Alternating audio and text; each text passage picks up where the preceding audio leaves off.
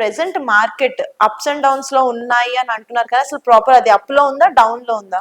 So ఎప్పుడైనా సరే markets లో ఈ డిప్స్ రావటము, మార్కెట్స్ డౌన్ సైడ్ కన్సాలిడేట్ అవ్వటము, ఇది మోస్ట్ కామన్ ప్యాటర్న్. ఇప్పుడు మార్కెట్ అంతా కూడా కరెక్షన్ టెరిటరీలో ఉంది అని చెప్తేసి అంటాం. ఓకే. 10% వరకు కూడా ప్రాఫిట్ బుకింగ్ అని పిలుస్తాం. 10% కంటే ఎక్కువ కరెక్ట్ అయితే కరెక్షన్ టెరిటరీ అంటాం. 20% కంటే ఎక్కువగా కనుక మార్కెట్స్ కిందకి పడిపోతే ఇప్పుడు బియర్ టెరిటరీ అని అంటాం. సో మార్కెట్స్ ఇప్పుడు బియర్ టెరిటరీలోకి ఎంటర్ అవ్వడానికి అయితే ఎక్కువ అవకాశాలు కనిపించట్లేదు, కానీ కరెక్షన్ టెరిటరీలోనే అంటే 10% అరౌండ్లోనే మనకి మార్కెట్స్, అంటే నిఫ్టీ అయితే 24,000 అరౌండ్లో మనకి ఎక్కువ కాలం మనకి కన్సాలిడేట్ అవ్వడానికి. కన్సాలిడేట్ అంటే ఎక్కడికి వెళ్తాం, మార్కెట్ పైకి వెళ్ళినా కింద గుంజేస్తారు, కిందకు వచ్చినా పైకి గుంజుతారు. సో ఒకటే లెవెల్లో, ఒకటే ఒక రేంజ్లోనే మార్కెట్ అనేది కన్సాలిడేట్ అయి తిరుగుతూ ఉంటుంది అనమాట. సో మార్కెట్లో ఇటువంటి ఫేజెస్ అనేవి ఎప్పుడైనా మంచివే.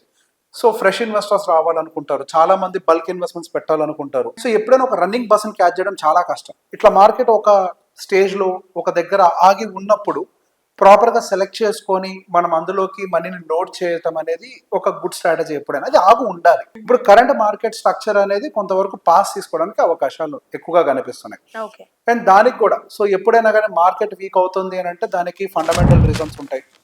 Stock market works in economy.